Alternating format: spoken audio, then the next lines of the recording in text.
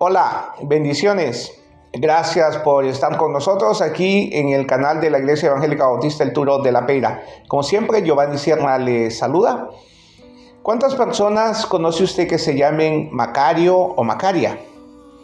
Es un nombre que ya no está siendo muy común en esta era digital, en esta era donde a muchos, especialmente latinos, y no los estoy criticando, les gusta ponerle a sus hijos nombres que suenen así como extranjeros. La palabra Macario en el griego significa más que feliz. El ser humano siempre está buscando la felicidad.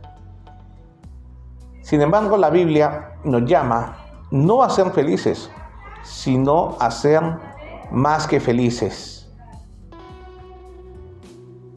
Y quizás hay quien diga, es que nadie puede ser feliz. Lo cierto es que cuando hacemos las cosas a la manera de Dios, no podemos ser felices, sino que podemos ser más que felices. Y es precisamente a esto a lo que se le llama la prosperidad, que lamentablemente algunos hermanos han malentendido. La prosperidad no es un factor o un término que nos traiga una explicación de lo que tenemos externamente, sino que la prosperidad es algo interno, algo que está en el interior del creyente o de la creyente. Y por favor, no piense aquí que estoy hablando del pensamiento positivo, donde si pienso que me van a venir cosas buenas, entonces cosas buenas me van a venir. Y si pienso en cosas malas me van a acontecer. No me estoy refiriendo a eso, sino que me estoy refiriendo a esa prosperidad que nuestra alma va teniendo. Y como lo dijo Santiago, mi deseo, mi hermano, es que seas prosperado así como prospera tu alma. Que el exterior prospere, así como nuestro interior va prosperando. Ya dije que Macario en griego significa más que feliz, y así se llamaba la isla de Chipre. A la isla de Chipre así le decían Macario, porque se suponía que los habitantes de esa isla eran felices, o más que felices. Y hablando de la prosperidad, vea que el término que se utiliza en hebreo es saleah, con H al final, pero en hebreo cada vez que hay una H se pronuncia como J, saleah, que significa ser empujado hacia adelante, avanzar hacia adelante, ir hacia adelante. En la historia de José vemos en la Biblia, cuando estudiamos el libro de Génesis, vemos cómo Dios prosperaba a José. Lo prosperó con Potifar, lo prosperó estando él en la cárcel, lo prosperó también cuando Faraón lo puso al mando y lo nombró el segundo hombre más importante de toda la tierra de Egipto y por ende de todo lo que se conocía como el mundo en ese entonces. Y en todas estas tres ocasiones aparece la palabra saleah, es decir, Dios lo estaba prosperando, Dios lo iba empujando. ¿Y por qué? Simple y sencillamente porque José cumplía algo que está escrito en el Salmo número 1.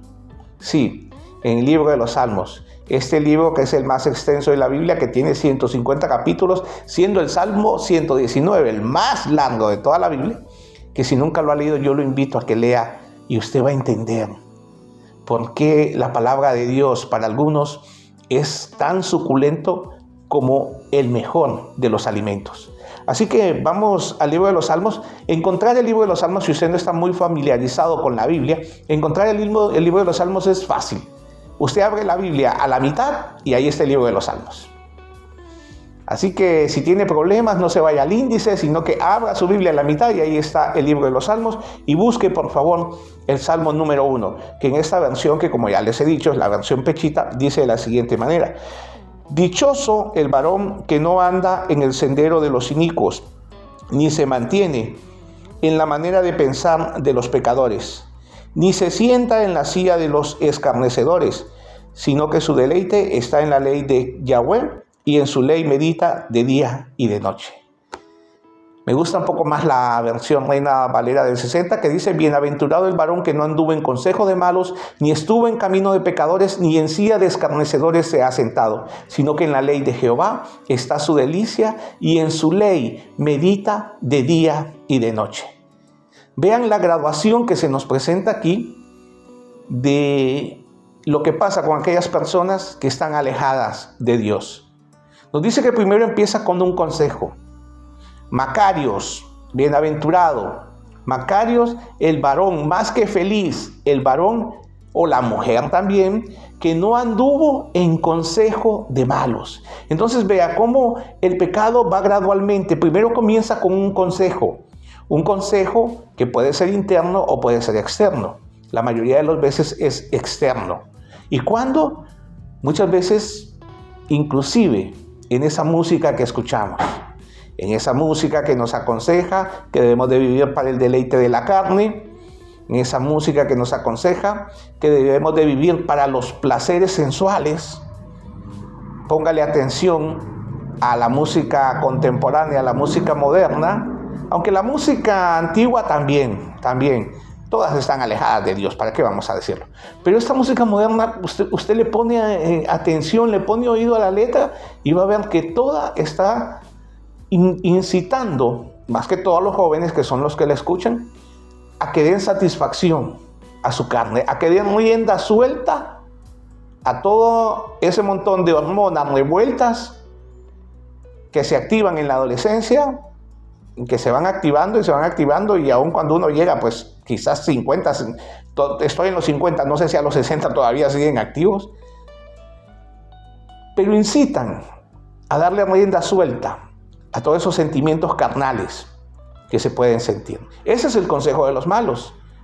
El consejo de los malos también puede ser ese consejo interno que también nosotros nos damos muchas veces. Esa voz interior que la Biblia define como la carne, que es enemiga de Dios, que es enemiga de la palabra y que nos dice muchas veces: ¿y por qué confías en Dios? ¿Dónde está Dios en este momento que estás pasando una situación difícil? ¿Dónde está Dios en este momento que necesitas de un milagro? ¿Dónde está Él? O tal vez nos dice: ¿vale la pena realmente que te entregues a Dios? ¿Vale la pena realmente que le sirvas? ¿Vale la pena realmente que abandones todo por su causa? Mira a los demás. Mira a tu familia, mira a tus vecinos, mira a tus amigos, tus ex compañeros de colegio. Todos ellos llevan una buena vida porque han aprovechado las oportunidades que la vida les ha ofrecido. Y tú ahí, en las mismas de siempre, porque no quieres prosperar económicamente. Porque si te sale un trabajo el domingo donde vas a ganar mucho, ay, no, es que tengo que ir a la iglesia. Y esa voz nos dice: ¿vale la pena realmente cuando estás pasando momentos de necesidad? Esos son consejos internos. Y hay otros consejos que traemos desde la niñez que no fueron como un consejo, sino que fueron palabras hirientes de nuestros padres, de miembros de nuestra familia, de vecinos. Palabras hirientes que se refirieron a nosotros y que se quedaron ahí como un consejo. Y que hemos alimentado también con nuestra forma de pensar de nosotros mismos, de eso que le llaman la autoestima, y que puede ser una autoestima alta o una autoestima baja. Así que más que feliz el varón que no anduvo en consejo de malos. Hay un dicho que, valga la redundancia, dice: no podemos evitar que los pájaros vuelen sobre nuestra cabeza, pero sí podemos evitar que hagan nido sobre ella.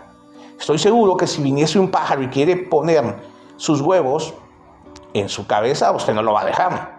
Usted, en cuanto mire que va a acercarse, usted lo va a, por muy bonito que sea el pájaro, usted no va a dejar que le ponga o que haga un nido de su cabeza. Se refiere entonces a que no podemos evitar que los pensamientos vengan, a que esos consejos estén ahí. No podemos evitar. Se dice que en un día son millones de pensamientos los que se vienen a nuestra mente. Algunos nuestro consciente se ocupa de ellos y otros nuestro subconsciente. No podemos evitar que esto venga, pero sí podemos evitar que haga nido. Sí podemos evitar que ponga ahí sus huevecillos. ¿Y de qué manera? Simple y sencillamente manteniendo nuestra mente ocupada. Por eso dice, sino que en la ley de Jehová está su delicia. No puedo evitar muchas veces tener duda a veces en cuanto a mi salud, cuando comienzo a sentir quebrantamiento de salud, a veces me entra la duda. Hay momentos en que siento unos dolores raros y movimientos raros aquí en la parte torácica donde se aloja el corazón, el músculo del corazón. Y a veces pienso, ¿será esto algún aviso de infarto, algún preinfarto? Y me entra un poquito ahí la duda. No puedo evitar esos pensamientos, pero sí puedo evitar que eso me tenga preocupado todo el día. ¿Y cómo? Meditando en la palabra de Dios. Y si usted no tiene tiempo para meditar, yo creo que sí tiene tiempo al menos para estar memorizando un versículo. Y aunque no dé la interpretación en su mente, pero usted puede estar memorizando un versículo. Yo lo hago con uno desde que me convertí, que está en la carta de los Gálatas, y dice, con Cristo estoy juntamente crucificado, ya no vivo yo, mas vive Cristo en mí, y lo que ahora vivo en la carne, lo vivo en la fe del Hijo de Dios, el cual me amó y se entregó a sí mismo por mí.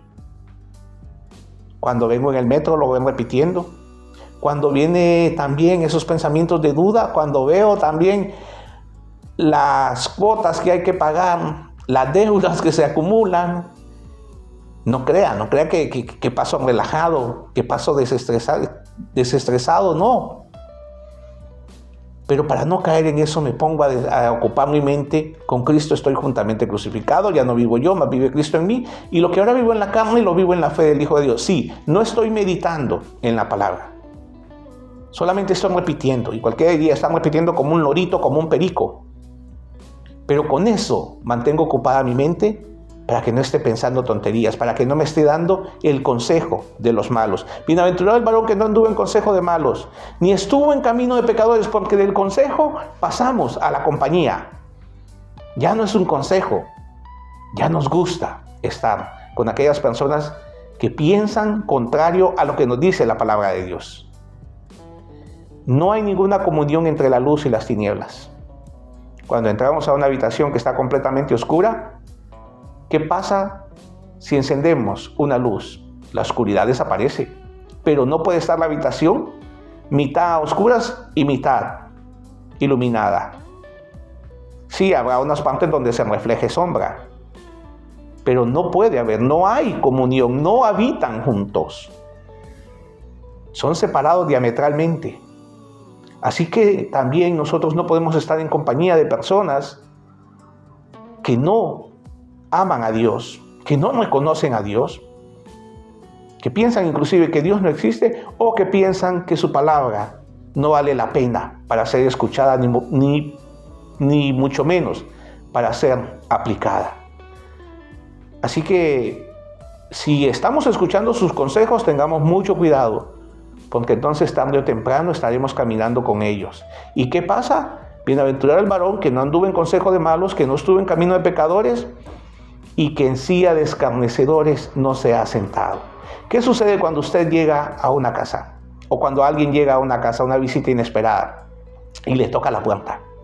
¿Qué es lo primero que le decimos? Al menos en América Latina. Hola, pasa adelante, siéntese.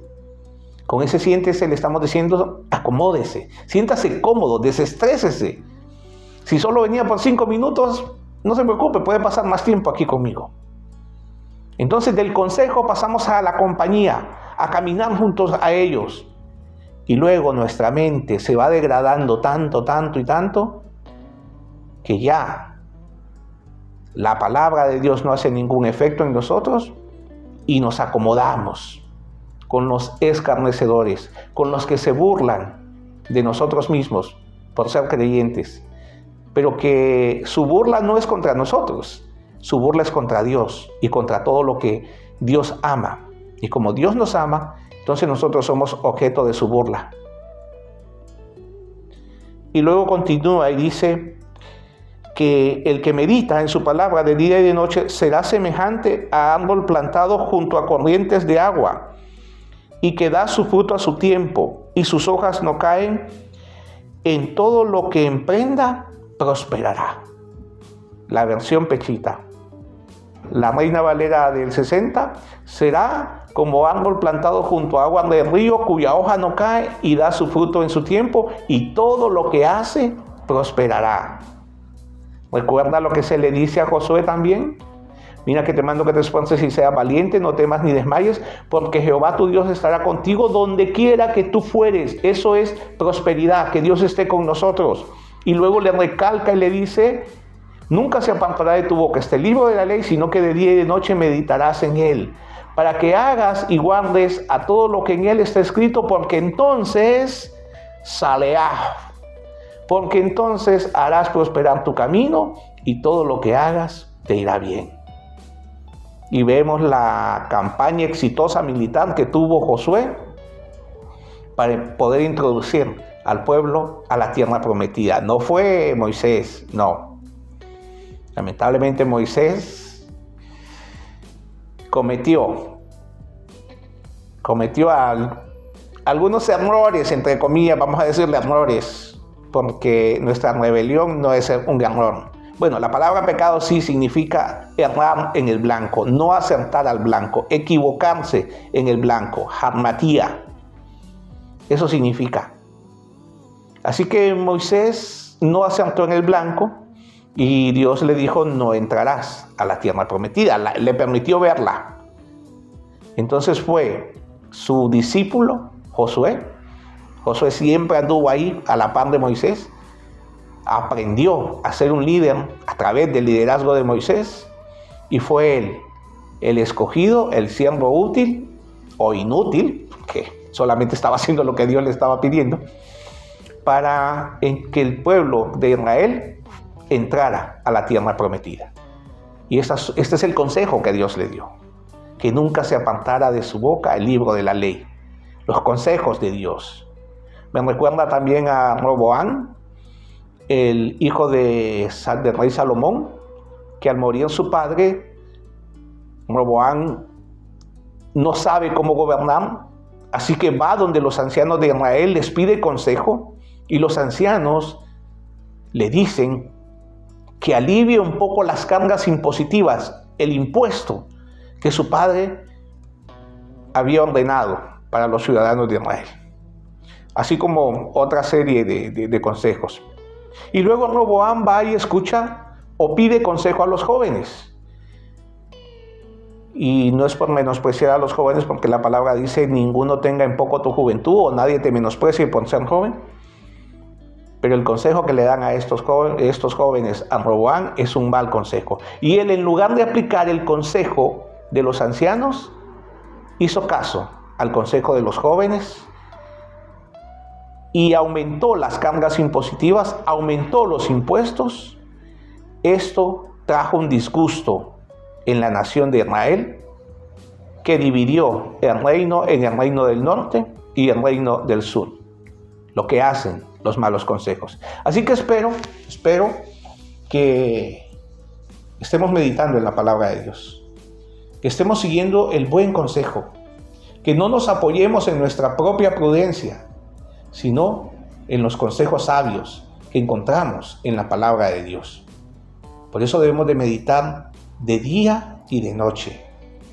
No el domingo que voy a la iglesia y que escucho la prédica y agarro ahí y subrayo. ¿Y por qué subrayo? Ay, es que nunca había visto que aquí decía: de tal manera amó Dios al mundo que entregó a su Hijo unigénito para que todo aquel que en él crea no se pierda, mas tenga vida eterna.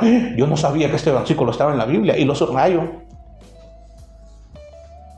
Pero cuando meditamos sabemos qué versículos están. No estoy criticando a nadie. Cada quien sabe su relación con Dios y cada quien sabe el tiempo que le dedica a Dios. Pero lo que sí le estoy diciendo es que de vital importancia, es trascendental que nosotros, como creyentes, meditemos de día y de noche. Porque vivimos en un mundo que no nos ama, un mundo que no nos va a perdonar y un mundo que nos va a llenar nuestra cabeza de preocupaciones, de estrés, y todo con el fin de ahogar esa semilla que es la palabra de Dios que ya ha sido implantada en nuestros corazones. Dios le bendiga. Nos vemos a la próxima.